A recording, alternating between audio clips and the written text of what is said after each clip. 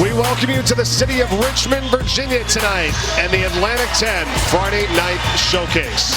The Dayton Flyers, the VCU Rams, both teams on a tear right now. The Flyers have won 16 of the last 17 games. VCU has won 7 of the last 8. The Flyers are in first place in the Atlantic 10 and VCU in fourth right now at 7-3. We welcome you inside a sold-out Siegel Center here, everyone. Mike Corey, Dallin Cuff, great to be with you on this Friday night. Only 3 games in the entire nation in Division I college basketball tonight. We're one of them. We've got the preseason number 1 and number 2. Where else would you rather be? Absolutely nowhere. This is going to be an outstanding game. I'm so excited to be here. Dayton's been playing at a high level, a top 20 level in the country all year. VCU has just arrived. They are who we thought they were because they're now healthy, and role definition has been critical. Joe Bamasil has been huge for this team. 2-time transfer, becomes eligible mid-December, and he's Vinnie Johnson. For the older folks around, he's Lou Williams, Jamal Crawford if you want. Very rarely we talk about a guy off the bench to start the show. He's coming in early and looking to get up buckets, getting over 12 points a game in A10 play, shooting at 40% clip. Long, athletic, rangy, helps them on the defense, which they've been great in this run where they've won 7 out of 8. 10 out of 13 games he's played, they have won. He is critical, but for them to win this game, which was huge for their standings in the A10, but also obviously their record and resume for the NCAA tournament, it's shutting down Deron Holmes. He's the best player in this league. He leads the league in scoring in terms of A10 play, does it the interior, the exterior, all defensive team. But what they did show this week when they beat St. Joe's midweek, he doesn't have to be the only guy. We know they're talented around him. He only had 13, 5 Flyers in double digits, and they won going away in Philly. This is an impressive, high-level team, but they can play through Holmes, and he is much CTV, and how they guard him, when they double, how they double, and how they play out of it will be huge for both teams. It's going to be a big one here tonight. The Dayton Flyers, the last time they were in the city of Richmond, Virginia, they lost to the Spiders. Yep. And their only loss in Atlantic 10 conference play.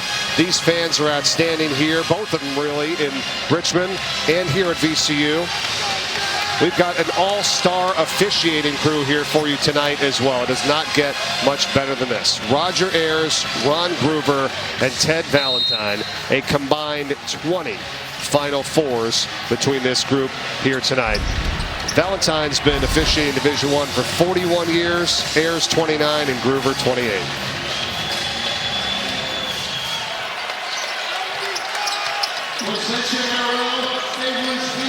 And here we go. The Dayton Flyers have the first possession on offense tonight.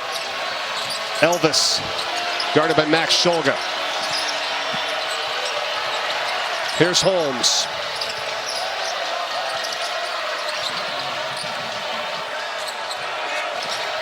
Shot clock down to 5. Kobe Elvis. The runner? No. VCU the rebound. Let's take a look at their starting 5 for them tonight. Everybody is Zeb Jackson from Toledo, Ohio. Number 2 guard for VCU. First at guard, we got Max Shulga, number 11 from Kiwi Crane. Next at guard, we got me, Zeb Jackson, number 2 from Toledo, Ohio. On the wing, we got the Bear, Sean Barstow, number 7 from Australia. At the 4, we got my boy 2K, Kwani, also from Australia. And then last but not least, we got my boy C Firm, Big Worm, Christian Furman, number 21 from Pennsylvania. You like the 2K reference there? I like 2K. I like Big Perm. I mean Big Worm. Those Friday fans. But KK, Kwani, his three-point percentage has been out of control late. They got to get a shot up here, though. Shot clock late again. Speaking of 3, the Flyers put it up and in. It's Nate Santos that connects from the outside. The composure of this team is impressive. I mean, my speech was speeding up there at the end of the shot clock. They're totally comfortable playing late shot clock, one of the slowest tempos in the country, and Nate Santos picking up off the 21 points he had midweek. Zeb Jackson controls it for VCU. Bairstow hands off for Shulga. Shot clock is down to 5. Shulga back to Furman. Let's take a look at our starting 5 for the Dayton Flyers here tonight. What's up, y'all? Kobe Brad here, and I'm going to be announcing today's starting lineup. At the 1, we got the menace Javon Benny. At the 2, we got your boy Evil Elvis. At the 3, we got Enoch Cheeks. At the 4, we got Nate Santos. And at the 5, we got Deron Holmes. And off the bench, yours truly, Fuego Kobe. Let's do it, y'all. Let's go Flyers. And he's pretty much covered the entire group because they only go about 6, sometimes 7 deep down. Yeah, absolutely. And he said fuego, and he's right. He is leading the nation in three-point percentage. So he no doubt can come in and drain triples when he does step onto the floor. Here comes the double with Shulga on the strong side. Santos got it knocked away. Ooh. Here's 2K, Kwani. Oh. Got knocked around a little bit, no call. Here come the Flyers the other way. Santos quickly for Elvis. Good pass. Back to Santos, rejected by Kwani.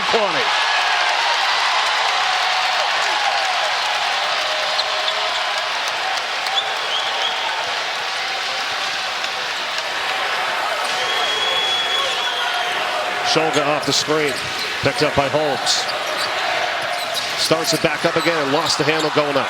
They switched there, and I like his thought to attack, though. They want to make Deron Holmes guard. If you can get him in foul trouble like Richmond did a couple weeks ago, that changes the game. So I like Shulga going at him, but you saw why Holmes is a great defensive player. Quick hands for the big. That's what really hurt them in that only conference loss at Richmond. He was on the bench with foul trouble. He had a little bit against St. Bonaventure. They kind of survived it, though, and got that win. Isaac Jack gave great minutes in that game, but here I want to see Holmes be a little stronger. Don't settle for that fade early in the shot clock there. Shulga misses on the 3. Flyers 1 for 5. VCU 1 for 4. These are two of the best defensive teams in the conference. In league play, it's 1 and 2 in terms of efficiency over the last 8 games. Cheeks misses. Shulga the rebound. Jackson. A lot of dribbling, and he brings it back out. Great point. With this team, with the Flyers, their defense is too good. You've got to get the ball movement second, third side. You can't just pound it.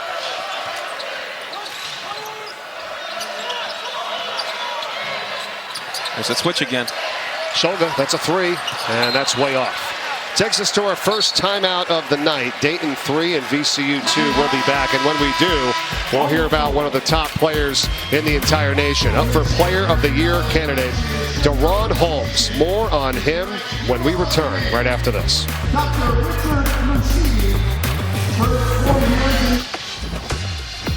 Yeah, LeBron James. Of all time, I said LeBron James. I'm a big LeBron fan. Currently, I like Al Horford. I like Obi Toppin with Tamani Kamara and Pascal Siakam, Mikal Bridges. I like Drake. Sophego is pretty good. I have to get my 20-minute nap in the power nap.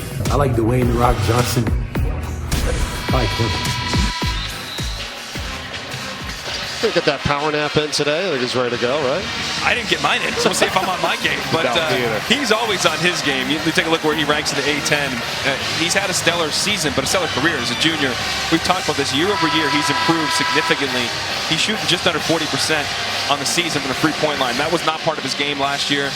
He's stretched his game. He's evolved his game. He's gotten more skilled, which adds his value to the NBA, but also to his team here. He is really a difficult cover. But he's not on the floor right now. They took him out. It's early substitution for him. So when you're playing without him, this team functions differently. Pass, cut, move. They're not going to play through 13 Isaac Jack as much. So you have to look for guys getting shots for guys like number 4, Kobe Brea. Well, there's a mismatch for Jack. They will play through him. Well, he gets blocked, though. Toby Lawal, that's what he does. And right back the other way. Bairstow doesn't go. Gets it back. Finds Shulga. And now wide open is Jason Nelson for 3. Huge for him. He has struggled shooting the ball in league play. 4 for 21, the Richmond transfer, local product.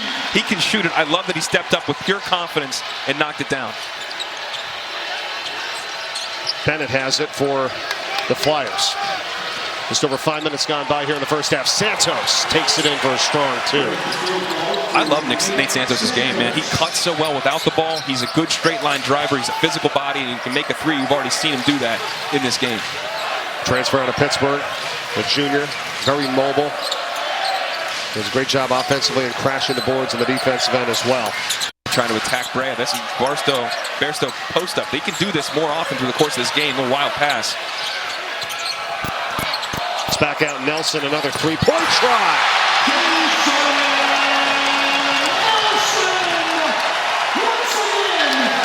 Tell you what, when you're struggling, you get the first one to go in. And he starts talking to the crowd. You better close out a little quicker on number 1. Rams have an 8-5 lead. Inside Cheeks. Look out. Great drive by Bennett and good drop off. Again, this team, they move really well without the ball. They're a good cutting team. They share the ball, very high assist rate as well with this group. This is the 13th ranked offense in the country by efficiency. And they play slow, but they make every possession count. Shoulder, push off. that is a push off. You got it. First foul of the game goes on Max Shulga. This is a good look by Bairstow. 4th in the league in assists, little hockey assist as Shulga didn't waste any time. Caught it. Knew right where the next pass was going to go to Nelson. Here, Santos, you got to step up quicker. Got to step up on the screen. This is a big-time game here tonight. VCU 5-3 all-time against ranked opponents here at home in the Siegel Center. The Flyers were the last ranked foe here to visit Richmond back in 2020 as Brea misses. That was back with Obi Toppin, and they won that ball game by 5 on February 18th. En route to a 29-2 record. They had won 20 straight, and then the season got shut down with COVID. Yeah, Flyers fans are still salty about that year. Unfortunately, that was a tough year for everybody, but from a basketball perspective, that team was special. We didn't get to see them come to their full fruition. What about Michael Bell here, Dallin, number 8 for VCU? This is what Ryan Odom told us. Well, they lost the game to St. Bonaventure about 2 weeks ago. And they ran out of gas. They couldn't continue the game because he didn't sub. He didn't feel enough. So he said, Michael Bell's a freshman. He gets a steal right here. I need you to give me minutes, defend, rebound, and take opportunities. He's coming in aggressive. Good start. Foul was on Enoch Cheeks for Dayton. You talk about what Dayton doesn't tend to get off their bench. How about what VCU has got? Nelson comes in, gives you 6 quick points. Bell just gives you a steal there. They're giving you something coming off the bench at home, which is huge, because Dayton does not have that luxury. They're bottom 30 in the nation in bench minutes played. It's already 6-0 bench points in favor of VCU. That's 6 of their 8 points. And here comes Bamasil, as we talked about, off the bench, number 22 in gold. Second leading scorer in league play, just over 12 a game. Look at, they're trying to run him that little down screen action. When he came into the game against Fordham, that was the first thing they did. He buried a 3. So here's Bell, works his way in, kicks it back out. It's a long 3 on the way. That is front rim that time by Jackson. Here come the Flyers, down 1. Elvis. Got to get it moving. Holmes trying to post up inside on Toby Lawal. Elvis. That's excellent defense by Jason Nelson for the VCU Rams, and he's got it now. Well, Elvis had the ball in his possession for all 20 seconds in the shot clock. Low pass to Jackson, who slips, stays with it, and right through the legs of Bamasil.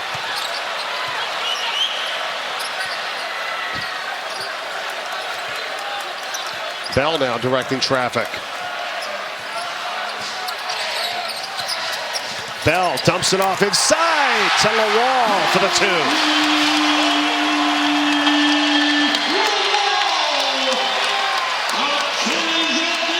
The confidence that Bell and Nelson have come into this game with have changed the complexion of the game right away, because they're not just being bit players. They're looking to play make and make plays.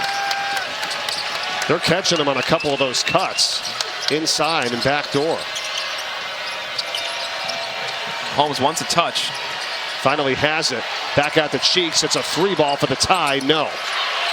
And Cheeks he's shooting around low 30%. That's the one guy on the team they will slough off and help off on the strong side. They did it. They contested late, and they got the rebound just like they wanted to do defensively.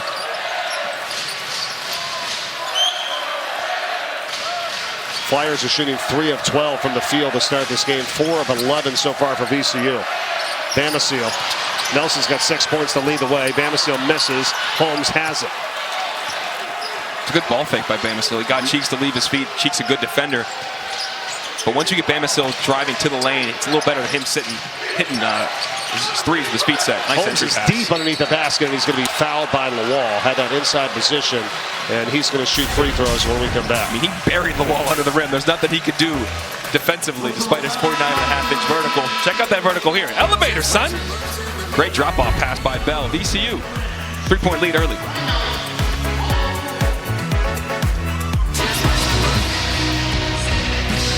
ESPN's exclusive presentation of college basketball is brought to you by Pizza Hut. No one out-pizzas the Hut. Yeah, and this was the other day here at VCU, so they had the The dogs out, the players from the team coming by. This was the Richmond SPCA annual Kissing Booth fundraiser.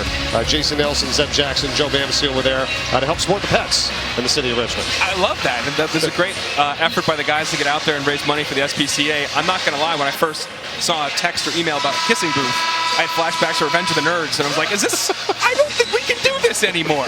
I don't think this is how this works. I mean, they do the kiss cam in the stadium. There we go. Stuff like that, but yeah, we got that.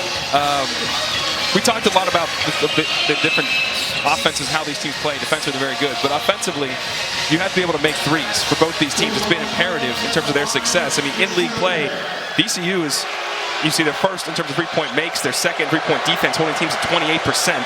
Dayton just under 40%, second in three-point makes, third in defense, just under 30%. Both teams defend it well, but they need to shoot it well. In terms of three-point distribution, the Rams are almost 36% of their points come from the three-point line in league play. That's first. So they got to make threes, and they've done it early. They made 2, but that's the importance. It's not just being able to defend the three-point line. They have to convert on their end too.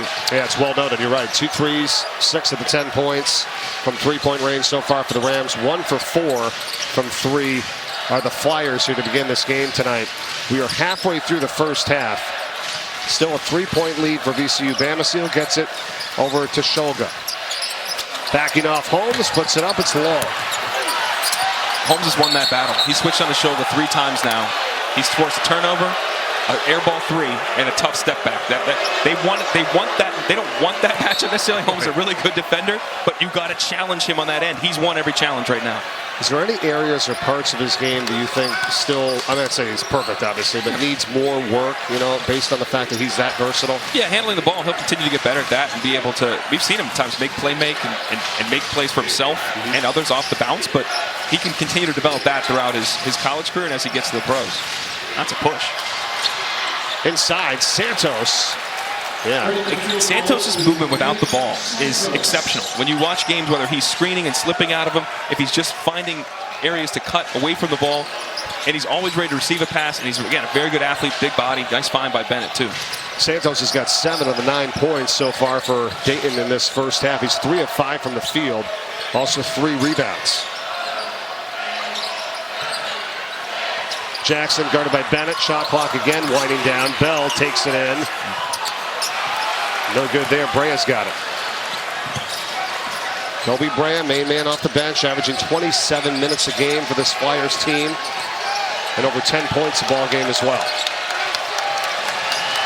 They got to come off the screen, make 2 play 1, and throw it back to Holmes. There you go. Could have delivered. He didn't. Holmes going to the hole. They didn't find it. Good job by Bell to push him out. Elvis, that's short. Both teams, a lot of shot clock, a lot of late shot clock plays here. There's so much college basketball coming your way tomorrow. Highlighting our schedule, we'll begin the day from Lawrence, Kansas. 11 a.m. college game day. The crew's going to be there. We get ready for Baylor and Kansas, number 13, number 4. It's at 6 o'clock Eastern on ESPN. Allen Fieldhouse. It's going to be rocking. Baylor's they won 3 straight in the Big 12 right now. They are currently in second in that conference, the best conference in college basketball, one of the best offenses in the nation. And KU is undefeated at home, but they're 0-4 in Big 12 play in a row. I was going to say, they're beatable, but always tough to win there in Allen. We'll see what happens tomorrow.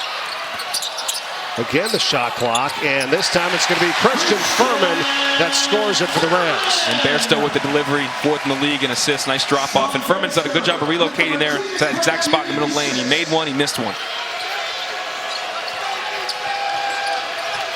Holmes they're doing a good job of not allowing to have touches in the post and allowed to play off him right now. Brea for 3. Look at how good that looks. You were mentioning it to me in shooting or right before the game. It's not just a look. Did you hear that sound? Yeah. I don't know, maybe at home you don't have the headphones that we have on, but I love it. Like, his jumper is pure. He's leading the nation in three-point percentage. And now in terms of the league, he's gone down to 45%. But when he gets his feet stepped like that off the down screen, off a stagger, he is money. That's what you say in TV, where you just lay out, right, Alan? And just let the sound of the net tell the story on that shot. Wish we could just replay it. Roll Red. Sound full. We're tied at 12. Good one tonight. The Atlantic 10 Friday night showcase. Joe Ladarty in bracketology. He's next. Stay tuned.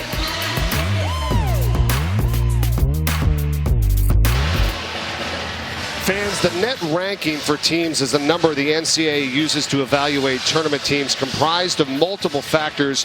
One big one is quad 1 wins. That's beating a team with a net at home of 1 through 30, neutral site 1 through 50, or on the road with a net of 1 through 75. Joe Lenardi joins us now with bracketology. We talk a lot about the quad 1 wins. The Dayton Flyers have a few of those, and they're in pretty good position right now. Joe, you've got them as a number 4 seed right now. They've won 3 quad 1 games. What do you think the highest they could achieve for a seeding could be, or possibly the lowest, based on what happens for the rest of the regular season here? It's a great question. I do think that they could move up a line. I don't know that the Flyers would get much higher than a 3. And they could certainly drop a couple of lines as well, depending upon how many losses they would take between now and the Atlantic 10 tournament. But I think what's most important when you're talking about that whole quad 1 thing is it represents about the top 15% of Division I, which is also roughly what goes to the tournament. So it's an easy way to compare and contrast what teams do against NCAA tournament level competition. Joe, specifically with VCU, I know the committee always looks at people when they're injured and who's healthy. They were banged up for a majority of the year early in the season. Also, Joe Bamasil was one of the 2 as he takes the 3 and misses it. One of those 2-time transfers that became eligible in December. So their whole team hasn't really been together for that long. They've won 7 of the last 8. How would the committee look at their resume pre-conference versus conference once they've actually had everybody?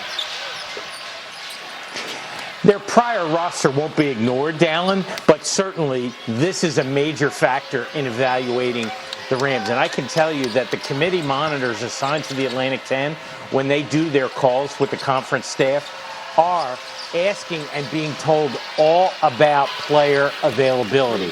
And we've seen over the years that that can be a significant element in the evaluation process. And, you know, I'm generally not one to go with the eye test. Most viewers know that. But when you watch the whole of VCU right now, they're pretty good.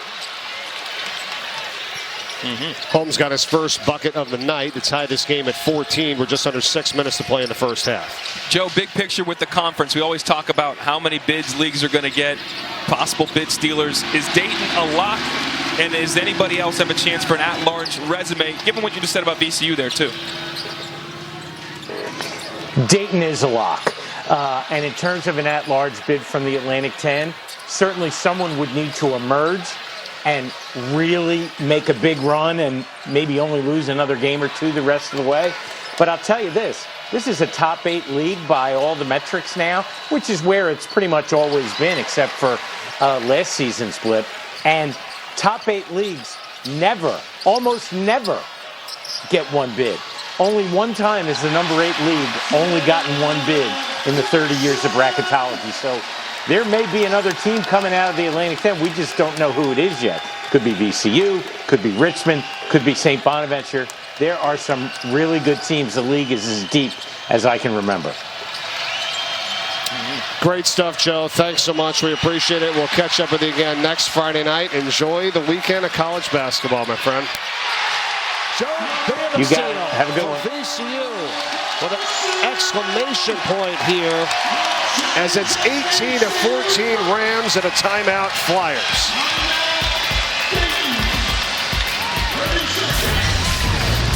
This team defensively, when they're creating turnovers, this isn't Havoc of old, but these guys can still get out and run. Bamasil showing you this place is ready to erupt.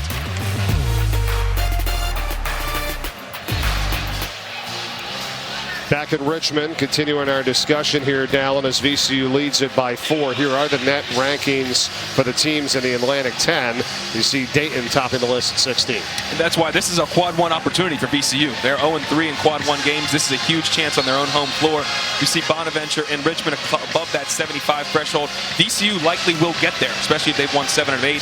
Where they're at, too, is way different than where they were early in the season. Again, Sean Bairstow is coming off a foot injury. Bamasil was ineligible. Kwani started the season 0 for 17 from the three-point line. He's made 66% of his 36 attempts since. Like, it is a completely different squad. And even Anthony Grant said to us before the game, that hurts the league because those guys, as currently constituted, they may have beaten Boise State. They may have held on to beat Iowa State, and that changes their resume entirely. Kobe Brea works it to the corner. It's Bennett for three. It's no good, and he tries to track it down. Has it. Look at that for Javon Bennett. Former Rookie of the Year for Merrimack, showing you why at 5'10", gets his own offensive rebound, and then uses the rim as an extra defender with the bigs in there to get that up with all the English. Incredible play. It's a two-point game here with under 4 minutes to play in the first half. Bairstow works it in. Fade away is good. Mentioned it earlier in the game. Bairstow, when he gets going, when they can post him up, he can score on guys, whether it's a bigger guy or a smaller guy, and he facilitates great offense out of there. He's got great vision and a good passer. He's doing a little bit of everything right now. 4 points, 6 rebounds, 2 assists early for number 7 in gold. Back the other way, it's Santos. Strong. Just right into Lawal's chest. Lawal, again, 49.5-inch vertical for 10 in gold, but go right into the shot blocker's chest. 6'7", 210. The junior Nate Santos has made it a 2-point game once again. Bairstow. Knocked away by Santos. It's on the deck. It's a tie-up and a jump. And it's going to stay with VCU on the arrow. Great hands by Santos. He's having a phenomenal game on both ends right now. But how about Javon Bennett? The sophomore to transfer from Merrimack. 5'10", $155.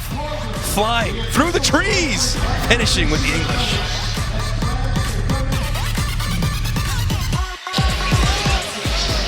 Welcome back for the Atlantic 10 Friday night showcase. 3:05 to play in the first half. VCU Rams with a 2-point lead over the Dayton Flyers. Mike Corey, Dallin Cuff, good one here tonight from Richmond, Virginia.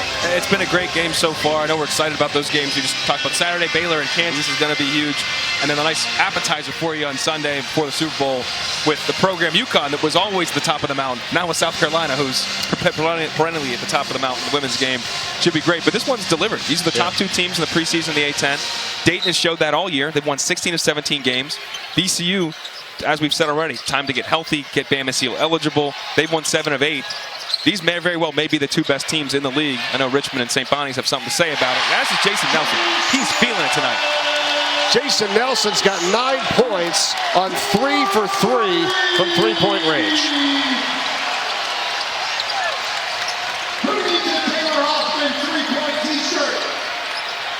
Good job by Toby Lawal, not allowing Holmes to get a catch inside. Santos, again, great cut off the ball. Such a smart player. Almost had the basket and the foul, but he's going to go to the free throw line. Santos has a team-high 9 points on the other side for the Flyers. I think he just gave the flex and kissed his bicep, too, while we're at it. This is Hulk Hogan out here. These were kissing dogs with kiss cams, kissing. Oh, what's going on tonight? Nice extra pass by Shulga. And Bennett's there. I mean, it's a good contest, but Nelson, again, he came into this game 4 for 21 for 3 in league play. That can shake your confidence, but not the local Richmond product. Shooting under 20%, didn't look like it at all. Here comes Joe Bamasil back into the round lineup. Bamasil back into the VCU lineup for Shulga. Santos with 1 more at the free throw line.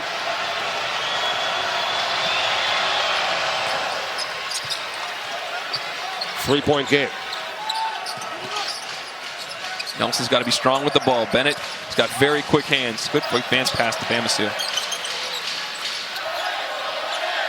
Interesting here in terms of your leading scorers tonight, Dal, with Santos has got 11. Holmes only has 2. And then you got Nelson on the other side for VCU with 9. And one guy like Bamasil's got 2. Moving screen. Yep. And the wall's got to be set. He's saying, what did I do? He stepped into it, but Nelson's got to be a little bit more patient. If he can give him another beat to get his feet set before the guard comes off that helps out. But now 2 fouls on the wall, who's done a really good job. You mentioned Holmes only has 2 points. It's because they're doing their work early. They're 3-quarter defensive, so they're playing defense. So they're stepping over the top side when he's in the post, not allowing him to get catches. They're working hard. They're pushing him out. And honestly, Duran's got to demand it a little more. He's going to have to work harder and demand the ball, and they've got to find ways to get him some touches. Yeah, he's only taken 3 shots. He's 1 for 3 from the field. And when he's out here, you feel like you've won half the battle. Right. Brea. Don't see that often from him. Here's Bamasil. Up to Kwani. Floater, count it.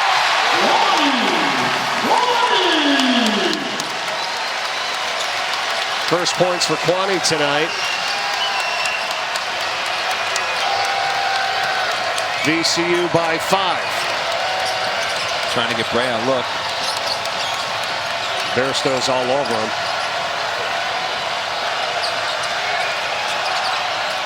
Cheeks.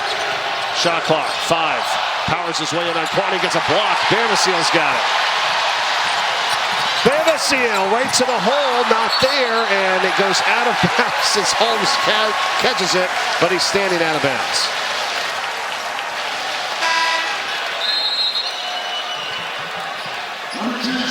Really, that was actually pretty good transition defense to get back and make it a little uncomfortable for Bamasil. I thought he was going to have an easy finish, but this is that VCU is guarding the ball so well. Every drive is contested. They're doing a great job just one-on-one D. And yeah, good job contesting and saving 2 points. I thought it was going to be an easy layup for Bamasil, but both Holmes and Santos was kind of pressuring a little bit from behind. Good cut. Shoga. Trying to stick with it, had his hand on it, and it's ripped away by Elvis. Kobe Elvis the other way.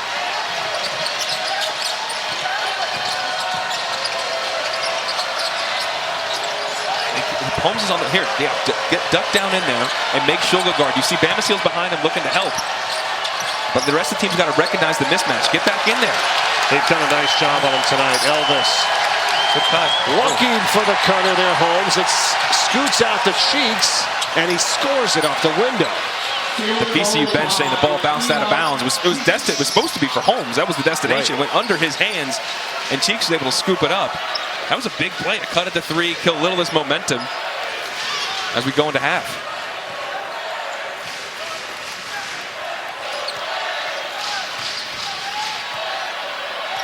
Six-and-a-half-second differential shot clock and game clock here in the first half. Bairstow. Kicks it. Jackson for 3. Rebound. Furman. 6 to shoot. No. Holmes has it. 3 left on the clock. Deron Holmes for Cheeks. Did he get it off? And no good. Halftime. Almost fitting. Great transition conversion and getting a block. VCU's defense has been exceptional. Dayton's have been good. VCU's just been better. Your score of the half, VCU 25, Dayton 22. The Atlantic 10 Friday night showcase from Richmond continues. Halftime report on the other side of this break. Stay tuned.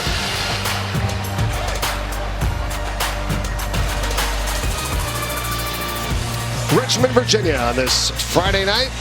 For the Dayton Flyers and the VCU Rams getting set for the start of the second half as we welcome you back inside the Siegel Center, everyone. Mike Corey with Dallin Cuff. 3-point ball game, low scoring affair here. I don't know what it is about coming into Richmond. And for the Dayton Flyers, it was 20-15, the halftime score. They're across town. Now 25-22. What did you see so far in the first frame? These are elite defensive teams. We knew that coming in, and we knew certain players have to step up. We thought maybe Joe Bamasil, who's been the instant offense off the bench, would be key for the Rams.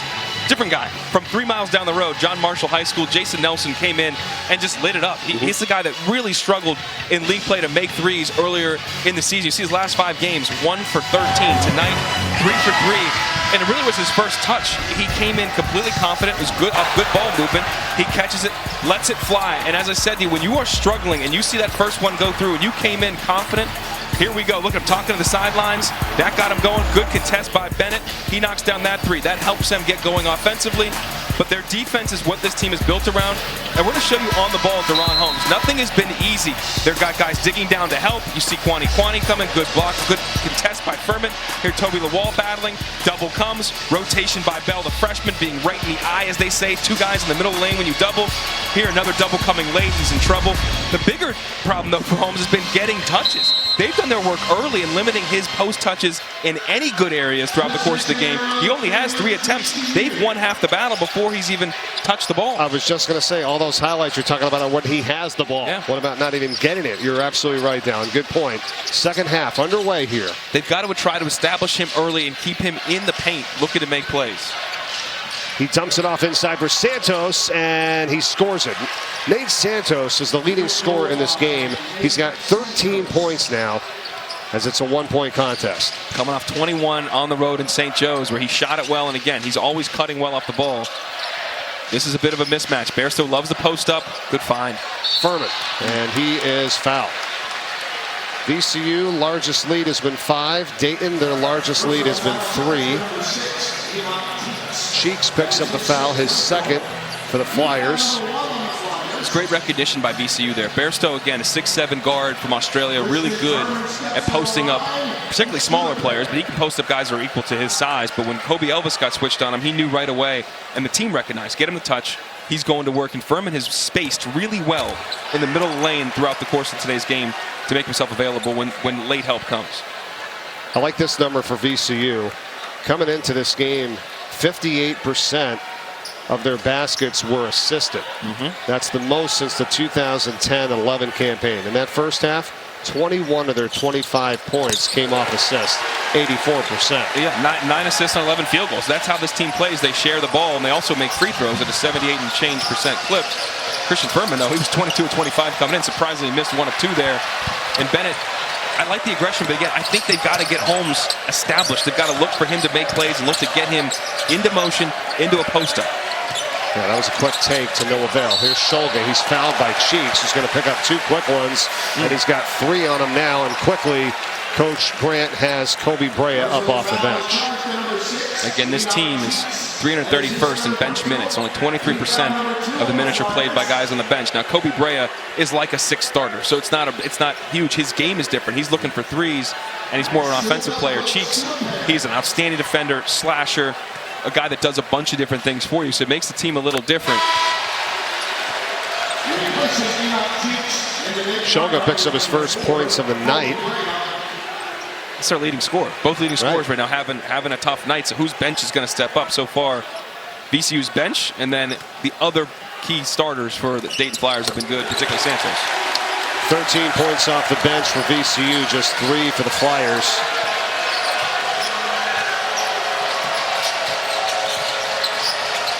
There's Holmes. Blocked by Furman inside. Zeb Jackson, coast to coast.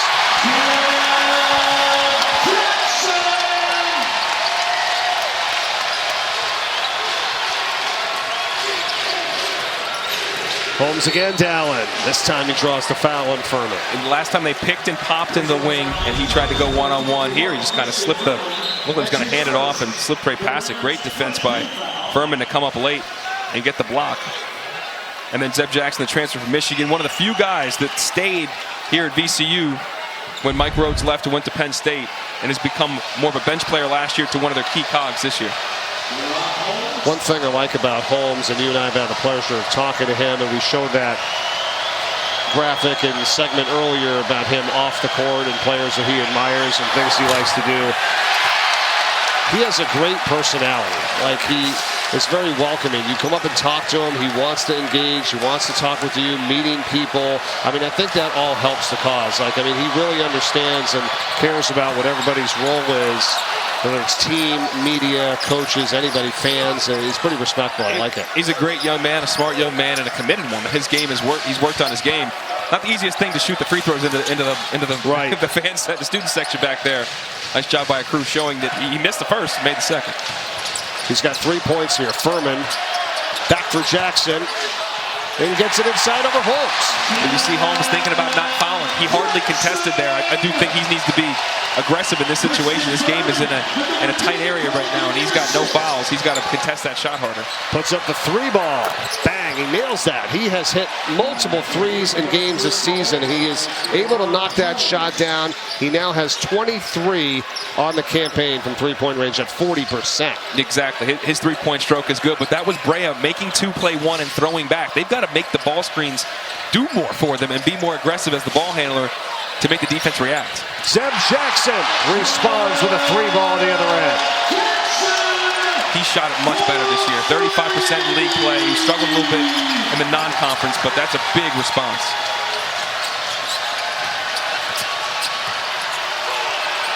Holmes had some trouble on the baseline, got it to Brea to go back into Holmes one-on-one with Furman.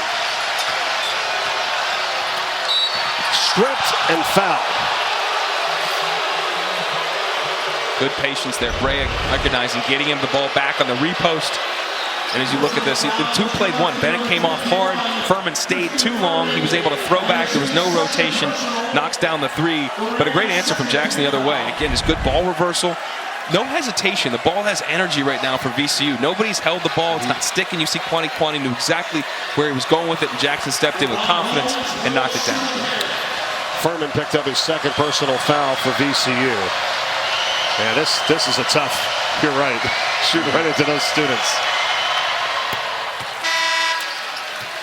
I mean, you become conditioned to it, to not look at it. The white streamers there's a lot going on back there. Right. You just got to try to focus on the rim, take a breath, block everything else out, and just shoot the ball. That's where routine is so huge with free throws. Every time it's be the exact same thing. So no matter the atmosphere, no matter how tired you are, you get yourself in a comfort zone. Well, it's been a struggle here so far in this game. 3 of 7. First time we've seen the 1-3-1. Now Dayton will run this about 10% of their defensive possessions. The key for VCU is attack the corners and the elbows, but to not be on your heels. Nice job by Bairstow.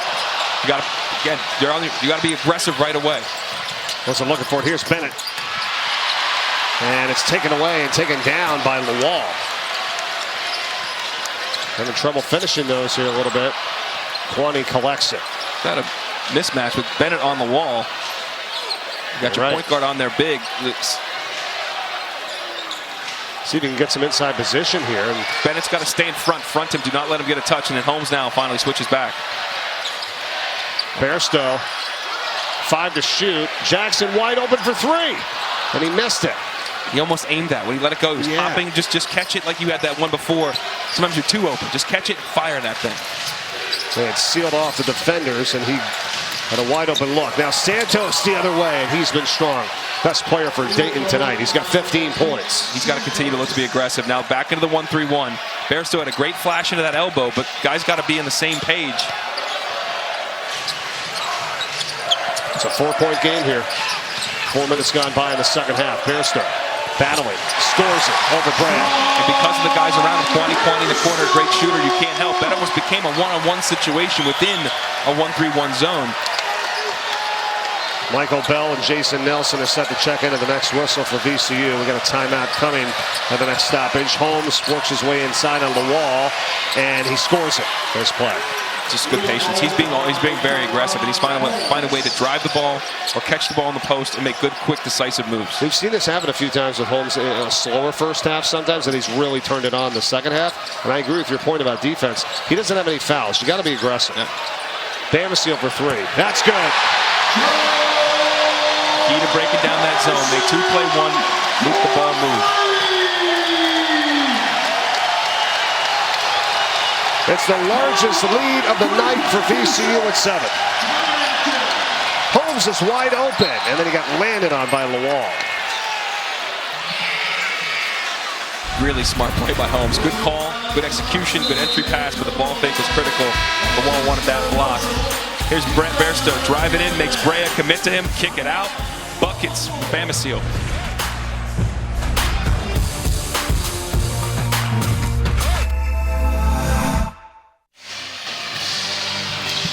Broad Street, Richmond, Virginia, VCU. This Atlantic 10 Friday Night Showcase. Coming to you for the home of the Rams. 40-33, VCU leads it here by 7 in the second half. And this place has been outstanding since it opened back in 1999 for the 99-2000 season.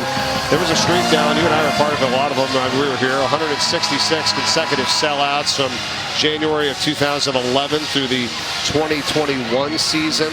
Sellout here tonight. You see the 5-3 versus ranked opponents. Last time, the Flyers were here back in 2020, and they beat VCU 66-61. Last ranked win, 2019 against LSU by 2 points here at home. And I'm sitting next to Mr. Siegel right now. It's his building. He's running the show. He loves this graphic. This is a phenomenal venue in the country, but in this league too. Here it is so hard to win in this building, and this place is always packed out. The energy is fantastic. The student support is great.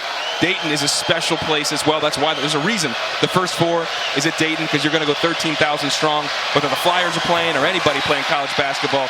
And that crowd is having effect on Deron Holmes from the free throw line now, missing 3 in this half alone. And there are other great, but the Riley Center holds like 5,500, and that place is hopping. Yep.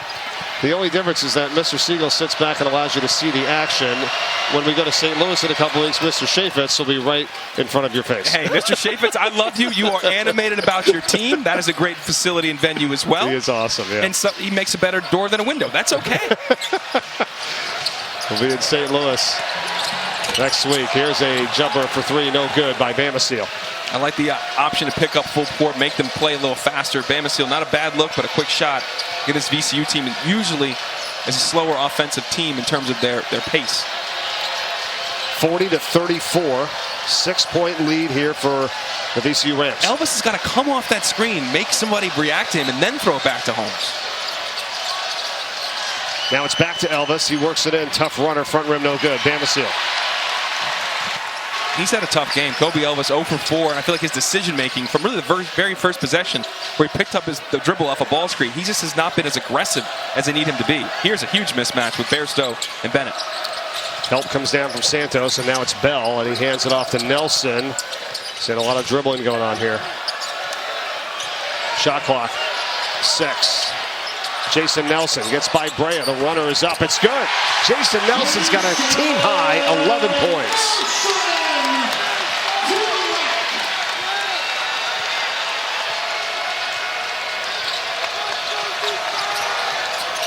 Good deep position by Holmes. Bell, just those long arms, wouldn't allow Bennett to deliver the ball.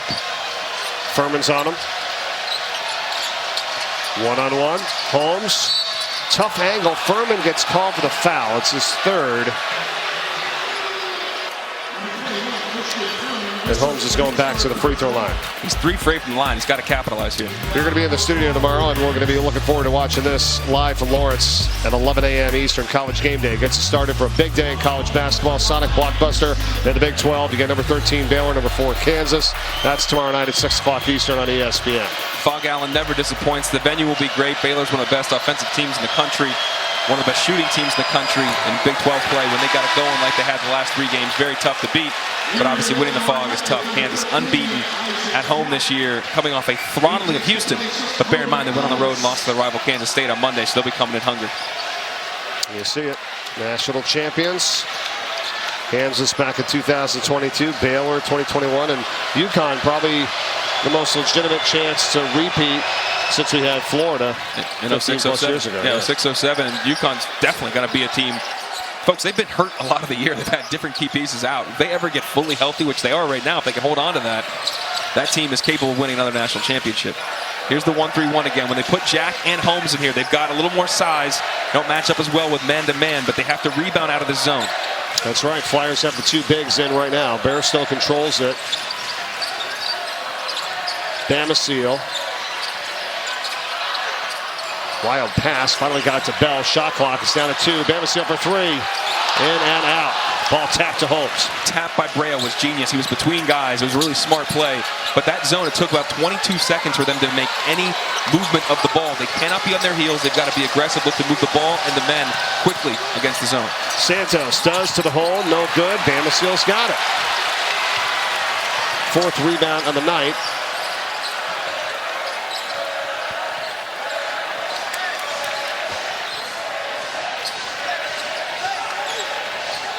And a man-to-man now.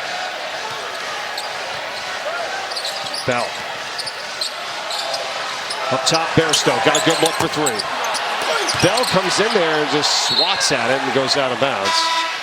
We were talking with Zeb Jackson earlier, Dallin, you and I, number 2 for VCU. He's not in right now, but he said something about when he was at Michigan prior to coming here to VCU. You know, he learned more about what Coach Owen was talking about and creating advantages, right? I think I heard you talking about offensive end here for Dayton, that Brea, after he does, you got to do something to try to create some advantages, right, for your team. And that was a good point. Yeah, advantages a lot of times you're trying to take, some of it's come out fall screen, make 2 play 1. So if you can get 2 on 2 play 1 and you throw back, you have an advantage. Sometimes you want to find the advantage against the zone when we're talking about playing the corners out of the elbows. You want to find an opposite side or an overload where you have more guys than they have available to defend you. We'll come back on that, though. VCU up 7 in control, but the Flyers are not going away.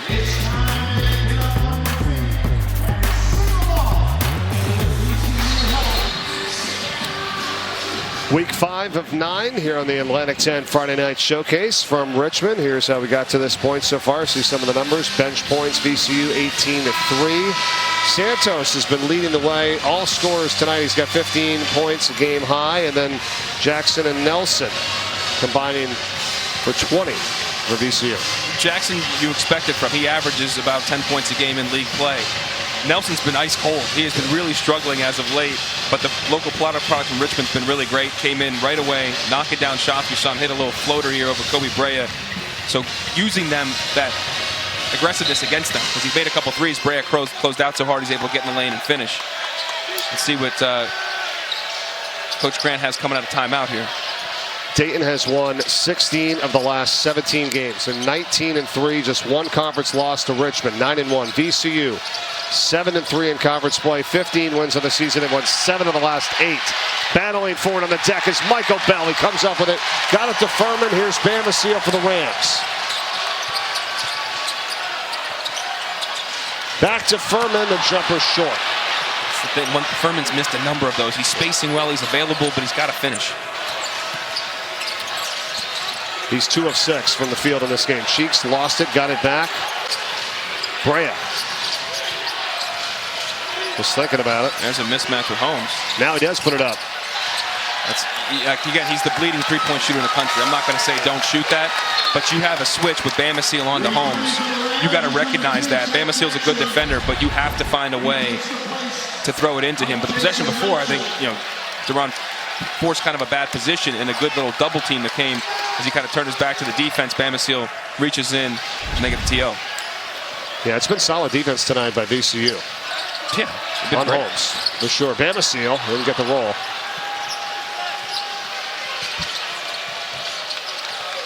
Just showing him multiple looks, double teams, different players on him. They're making it difficult for him. He's picked it up in the second half. He's got 11 points. But it's been tough sledding here. They force it in for Isaac Jack, and he scores it inside of Furman. Tell you what, the young Canadian, he gave great minutes last week when they beat St. Bonaventure. Not as big a role midweek against St. Joe's, but when he's called upon, he steps up. Yeah, the nickname the team has for him is the Maniac. Transfer out of Buffalo. I'm going to dig deeper on that one. Okay. I know, we'll have to find out. Just brings a lot of energy. He's so physical, as you said. Good defender, 6'11". Just got that rebound there. Flyers are down 5. Here comes an immediate double. It was Furman and Bell that time converging on Holmes. Brea, step back 3. Bell, excellent box out of a Jack that time for the rebound. I don't dislike that shot because they went under the screen. Bamasiel did on Brea. If that ever happens to the shooter at his ilk, he's got to shoot it. He just missed it. Good drive by Bell the other way to initiate some contact. NBA Saturday primetime matchup comes your way tomorrow night on ABC and the ESPN app. We've got the Suns taking on the Warriors. It's at the Chase Center. Coverage tips off with NBA Countdown at 8 o'clock Eastern, 5 Pacific. Geez, the Warriors last night, 131-109 win against Indiana. Steph Curry made his first 7 3-pointers. He was 11 for 16 for the game, 42 points. What does he do tomorrow night? We'll find out. Yeah, he's a pretty good shooter, huh? Yeah. That guy lights it up. Come down to the Chase Center, watch him make some threes, and it's $37 beer night. Phenomenal deal. It's not easy to get there, too. You have to leave like 3 hours before the game. Make sure you get through the traffic. Not the best situation, but I'm sure it's lovely. Worth it though once you're inside, I guess, right? I mean, he's been phenomenal. I look once in a while, just like on rankings of best shooters of all time. Everybody's got Steph Curry at the top of the list. So you need to look that up. I think we're good. I think he just has it. Just wait, you see what people got. Larry Bird is my favorite. Phenomenal player and shooter. It's a different game now. Right. He only took like 2 or 3 threes a game. Right. Steph takes 14. I mean, just different. Now, Holmes checked out of the game here. So, again, with this lineup, you have to look for Bennett trying to create some things off ball screens. Santos is cutting, but they did run plays for Jack in the first half to get him touches whenever Holmes went out. We'll see if they go back and try to play through him and get a little post touch. Well, here he is setting the high ball screen, 13 in red for the Flyers. 9.5 to go in the game. Santos back for Cheeks. Is playing with 3 personal fouls, drives the lane, gets bumped, scores it. Robert Morris, yeah, that was a grown man move. Good finish. Got his shoulder right into Shulga's chest and kind of just discarded him. It is a 4-point game here. 9 minutes remaining. Dayton has led, but right at the start, 3-0. They've only been on a 4-0 run as their largest of this game. A 5-0 run is the largest run by VCU tonight. A surprising bad miss by Kwani. I mean, he's been lights out shooting in league play. 15 of 23. It's just, that's insane. Elvis, strong drive to the hole. It's too strong, and here comes Shulga. Looking for Zeb Jackson, and got intercepted. Santos takes it in, blocking foul. And count the basket, the chance for the 3-point play for Nate Santos. Here's why I love this call that Roger Ayers made. By the new rule, I believe that was a block. He's got to be fully set without his feet moving when he plants his foot. He's sliding his left foot, doesn't matter. That is a block. The problem is last year, why that rule was put in, that's a charge last year. And it's called 99.9% of the time as a charge. Why that rule is no longer there is, A, we don't want guys barreling through and flipping guys as they're already in the air and coming under and undercutting them. The other part is, it's basketball. It's an aerial game. It's athletic. Challenge at the rim. Bairstow, you're 6'7". Get up off your feet. You have verticality through the roof. Jump straight up and try to make a play on the ball. Couldn't agree with you more, Dale, and I agree 100% on the call, too, by Roger Ayers. You're absolutely right, and he's all over it. It's dangerous. You don't just get to slide in 0.1 second before the guy and get called for an offensive foul. No, that's not the rules of the game. You're absolutely right. So I'm glad they've cleaned that up this year, and another good call by this all-star crew out there. Free throws are a story in this game, though. Missed that free throw. Yes. 6 of 13 in this game. In a tight game like this, with VCU's 4-6. Holmes is 4 of 10 from the free throw line, which is head scratching there for sure. The wall.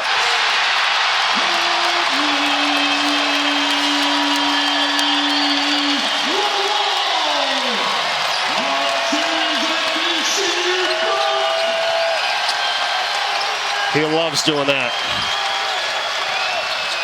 Good for multiple dunks a game, you feel like, with that guy. Here's a foul, and it's going the other way. It's on the Flyers. It's going to take us to a timeout. Fans rising to their feet at the Siegel Center. What a transition. You miss a free throw on one end. Off the handoff. Back screens. Slips down the middle. There was no help there. Dude has a 49.5-inch vertical. He can touch the top of the backboard. He was looking down at the rim.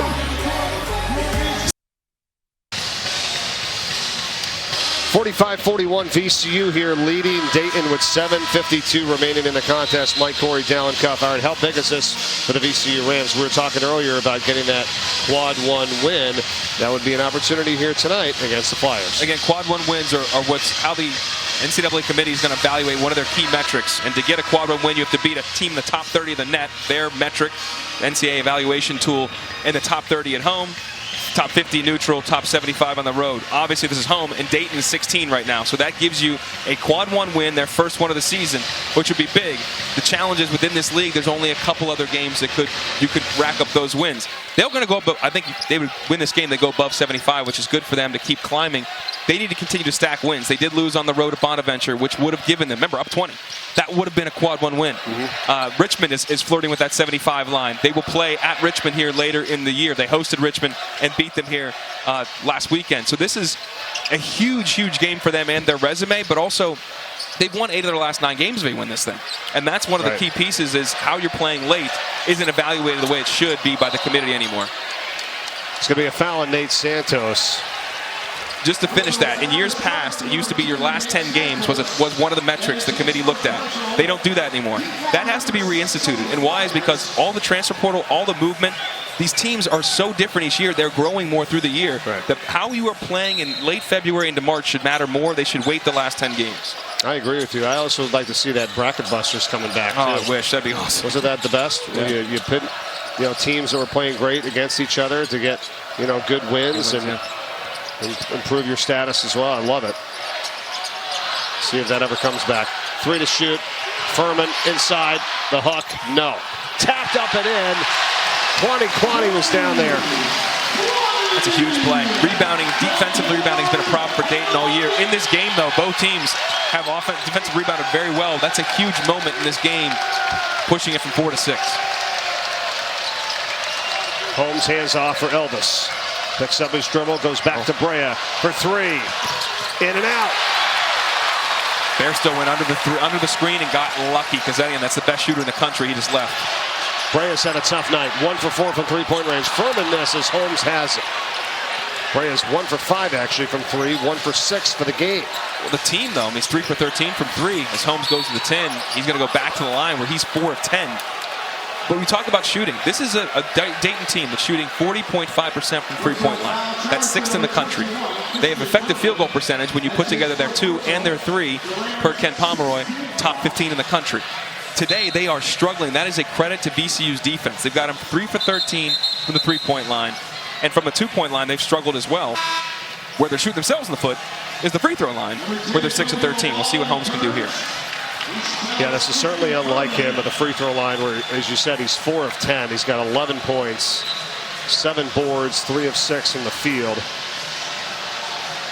And part of what VCU's done so well today, too, is they've defended Holmes before. He's got his touches, as we talked about in the first half. The second half, they still haven't had to double much. And when you're not doubling, you're keeping yourselves out of rotation. You're not leaving these shooters. Kobe Elvis has not had a great day. You mentioned Brea's not shooting as well. VCU's defended at a high level, and then Holmes cannot capitalize at the strike. Old man once told me, foul shots win ball games. Yes. The wise guy. 6 of 14.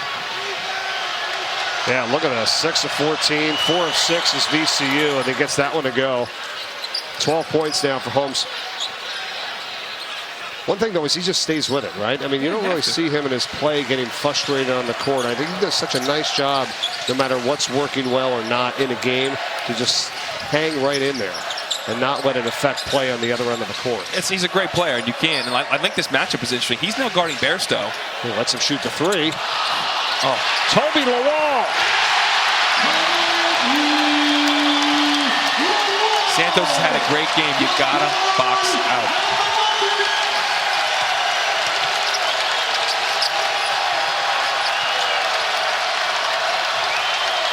Six points for Lawal, that offensive rebound. Holmes, it's a 3. It's no good.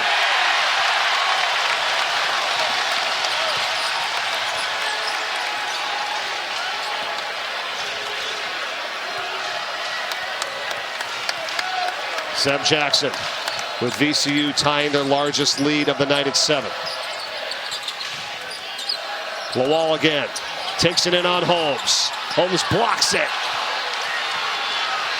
They want to foul Ryan Odom upset, but I thought there was a good block from Holmes from this angle. Holmes wants a screen. What are you thinking here? I think you have to get Holmes a touch on the block. That's usually their defense starts and ends. He settled for the 3 last time. I don't think that's where you want to go. I want Santos out of there. I want him to dive after this ball screen and get a touch. They're still hanging out up high. Right back to him, but he's got to shoot out by three-point land. 2 to shoot. 3-ball Brea. How big is that one? No wasted motion. He caught it up by his head, right into his shot form. Didn't bring it down. If he brings it down, that's blocked. He doesn't get it off. That's why he's an elite shooter. I'll tell you what, that find was tough too. I thought to throw a cross-court pass with 2 seconds left of the shot clock. Look at this. This is a thing of beauty. The rotation, splash. I have a dream that one day there will be no homeless people out on the streets. I have a dream that one day we will all be able to live on this earth in peace. The dream that I have is that we one day live in a world where people are not judged by their color, but by the content of their character and who they are.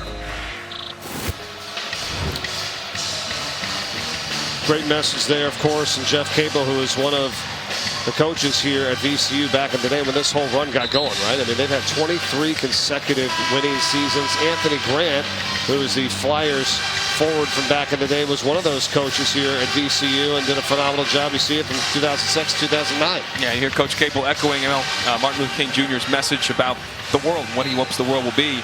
And you see these coaches, Capel, Grant, help build this thing out. And then Shaka Smart comes and takes it to another level. They get to a Final Four, instilling that Havoc brand. Will Wade after him, Mike Rhodes.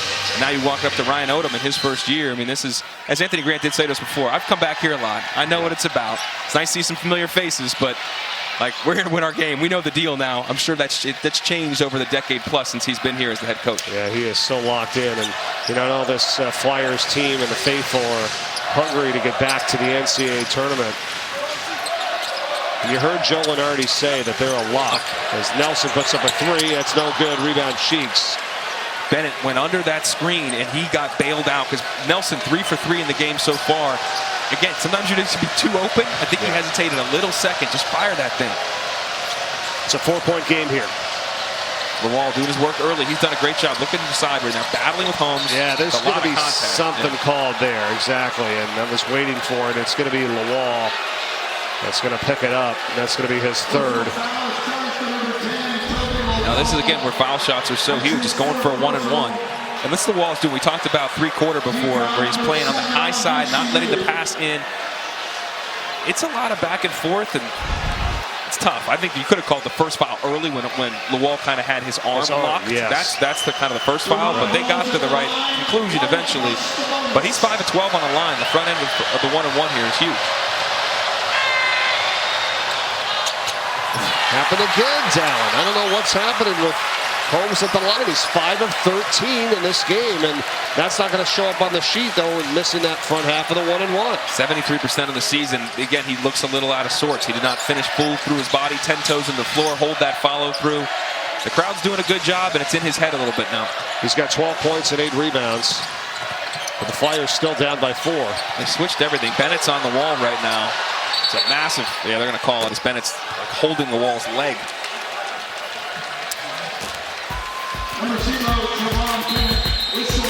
Bennett with his second.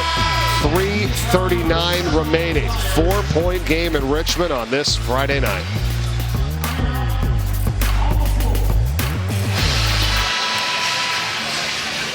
VCU has been dominant. They've done such a great job here in the Atlantic 10. You see it, 8 of the 11 years they finished first or second in the regular season. Pretty darn impressive. However, Dallin, if those 23 consecutive winning seasons, you want to get going to the tournament, they've been there since, but their last tournament win came in 2016, so they got to be pretty hungry to try to get back there and grab a victory come tournament time. How about on the other side for the Dayton Flyers? Again, their history is there. They've done a great job, but let's look at it. This is the reality. They haven't been to the NCAA tournament since 2017. And their only Atlantic 10 Conference Championship came in 2003. So did they change all that here this year? We'll find out. Well, the first one we know is changing. They're going to the tournament. The question is, what's their seed going to be? And are they going to be an automatic qualifier by winning the tournament in Brooklyn? Or are they going to be a team that has to have an at-large bid, and another team is going to win this tournament? That's a big free throw miss, keeping it a 4-point game. And again, look at Toby Lawal. He's got 4 fouls in the interior, trying to work with Holmes. Holmes comes back up high again. Oh, that's good help by Shulga. He left his man, came over, and took Brea. Now he's going to reset, and it's completely intercepted by Lawal. He's looking for it on the offensive end. Shulga picked up. He traveled. Yeah. He was waiting. Bairstow wasn't looking right away. He's mad. He's saying his foot didn't land again on the ground. I thought it did in live action. But you're not going to throw it over Toby Lawal. Again, 49.5-inch vertical. Yeah, it's a trouble. No, it's a great call. Ron Gruber was all over it. And now that's back to, like, you're trying to win a huge game at home and take down the top team in the league. Making free throws and executing down the stretch are huge. Last time VCU beat a ranked team here at home, 2019. Against LSU, here's Bennett for 3. No, Santos, and he is fouled by Zeb Jackson. Leaning into him.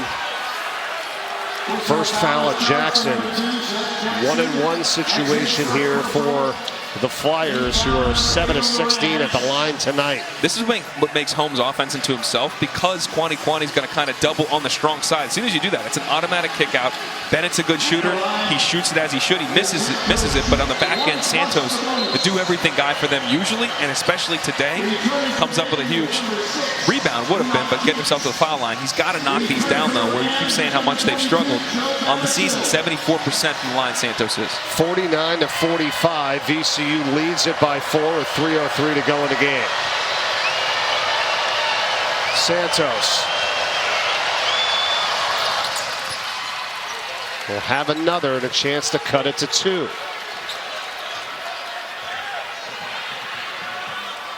On the other end for VCU, as these guards are switching a lot of screens, I really do think you could get a Bairstow situation where you get Bennett on him on a simple switch and let him try to post up and play some offense through him. They've been stagnated a little bit in the second half offensively. Both numbers completely down at the line, as you saw. Let's see if they do get Bairstow involved here. Number 7, he brings it up the court for VCU. Because right now they have Holmes on him. VCU has missed their last 8 3-pointers after hitting a bunch early. Nelson is 3 of 4. Bairstow. Good switch out by Bennett. Now here's the mismatch. Holmes comes down, bumps him, the ball is loose. Bennett's got it on the deck. Crowd want a foul. Here comes Santos. Good front by the wall, not let the entry pass to Holmes.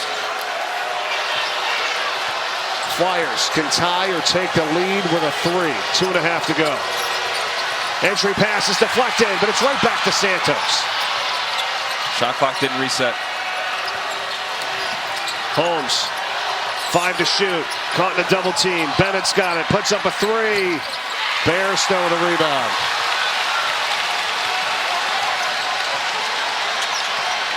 Coach Odom wants to set something up here. Bairstow being more of a non-shooter. You see how far off Holmes is playing, and they switch now. Oh, almost a steal, Bennett. Jackson back to Bairstow. Bump by Santos. No. Holmes corrals it for his 9th of the night. Here comes a timeout now by Anthony Grant.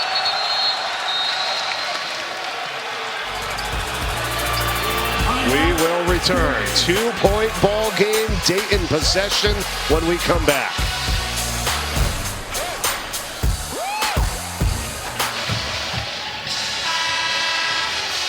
Back at the Siegel Center, Mike Corey, Dallin Cuff. We got 1:40 to go. It's a 2-point lead for VCU. Dayton has the possession. What are you thinking here, my friend? I think you want to find some sort of back screen action to get Holmes into a post-up, get him moving into a post-up.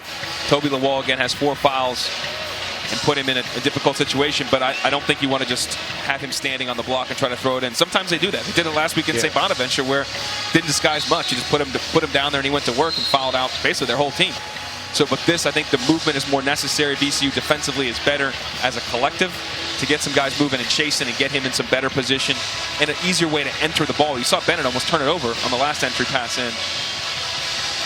It's one of those nights here too where you hope you can just kind of find that touch at the free throw line, because you sometimes you want to get it in there, you want to draw the fouls, right? You want to try to get these guys fouled out, but then you go to the line and you're like holding your breath, you're hoping that you're going to be able to convert. So 50% from the free throw line is Dayton tonight, 9 of 18. Here we go.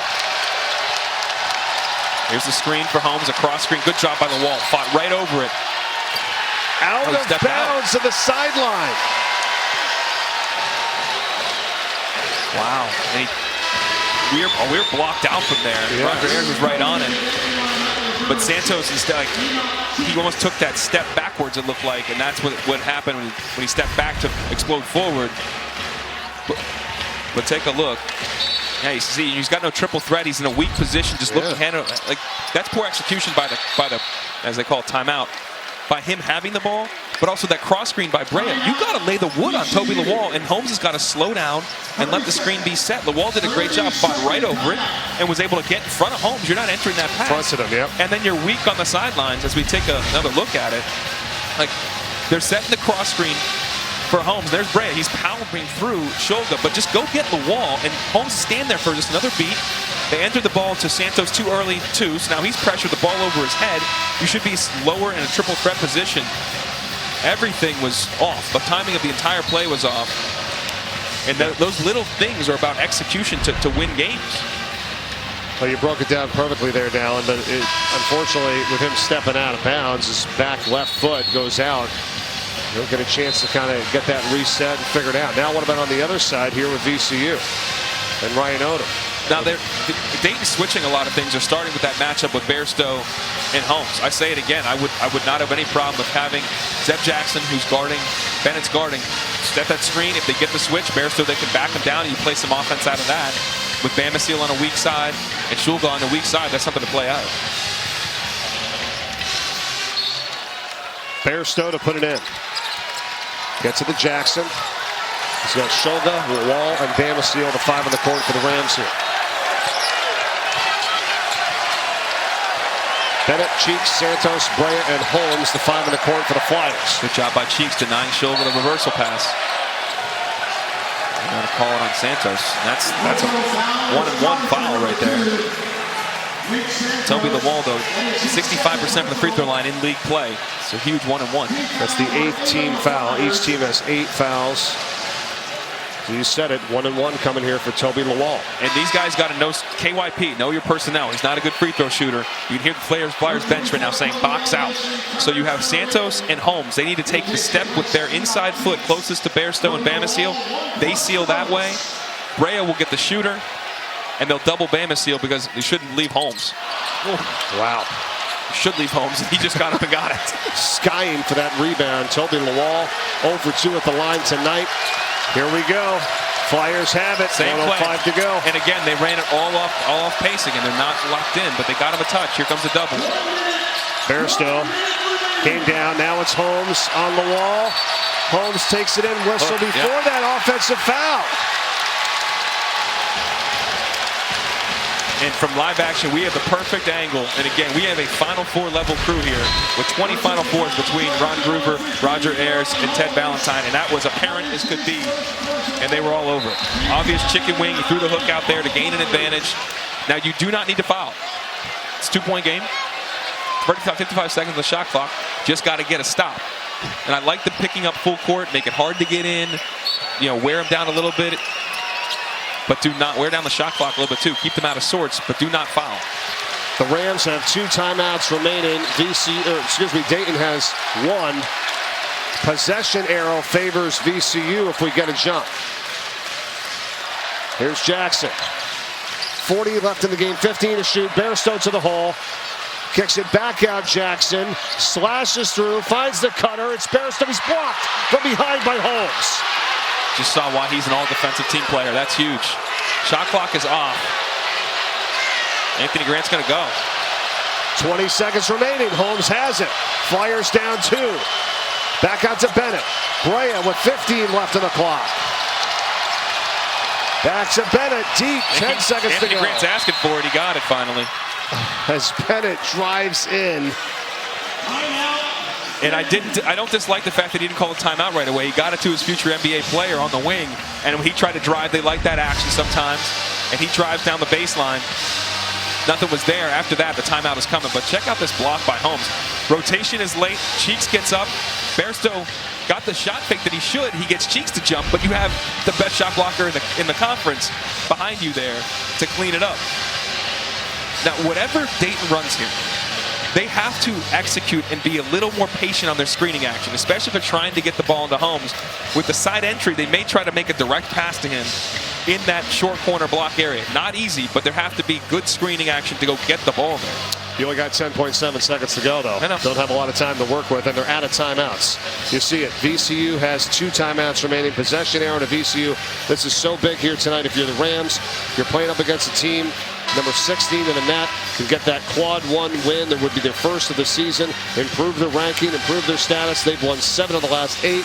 You got Dayton, who's won 16 of the last 17, coming down here to the final 10.7. And with that, they just subbed in Kobe Elvis, too. So Elvis and Santos and Bennett are good drivers. They can drive and create, and you have to rebound the ball. Also, Holmes can be a factor rebounding the ball. For VCU, it's a matter of communicating and guarding the same way they've been doing throughout this game. It's being physical with Holmes, it's getting over screens, and it's being connected with 5 guys, and then pursuing the rebound. And And last but not least, if somebody has a clear layup, you follow them. You follow them. Make those guys earn it at the line because the Flyers have not done it. That's a great point. Coach Grant, last time they were in Richmond across town, they lost to the Spiders. Can VCU pull it off here tonight? Coach Odom and his squad from the Siegel Center. Crowd on their feet. 10.7 seconds left. Brea's going to put it in. Flyers down 2. It's into Bennett. Javon Bennett off the screen. Back to Holmes. 5 left. Deron Holmes takes it to the rim. The floating runner is long. Tipped by Santos. And it's rebounded by Shoga of VCU. There is a foul called. Hang on. The game. Did they call foul? They're saying it's over. That's it. Teddy Valentine had the closed fist. He called a foul, looked at the clock, said it was over. Never mind. Walk off the floor. Huge win by VCU, to say the least. And that last play, they put it in their best player's hands. He was able to come off a little, faux screening action. He got a good look. They couldn't get it to go down. VCU by 2 with the win, 49-47. Here we go again. So he was waiting to set the screen for Bennett and pop. The wall has defended it all day, and that was a ghost screen by Brea. So because he's the best shooter in the country, one of them, they thought they would get some attention with that. They were not fooled. He went right down his right hand. It's a good look for him. A good job clashing the glass. Santos was there, just couldn't get the tip. How about Toby Lawal's effort all game? He doesn't foul. Bairstow steps over to help as well. First quad 1 win of the year for VCU, which improves their resume drastically. This was close at the end, Dallin, right? With the time, like when was the whistle blown? I thought there might have been a tick or two left, but I thought it was close, but in the end they waved it off. And VCU deserves to win this game. It was a hard-fought game, a battle of what we thought were the 2 best teams in the league before the season started. They are trending that way right now. I know Richmond, I know Bonnies, you got a complaint here, but VCU now has won 8 of 9 and has taken down the top team in the conference in Dayton.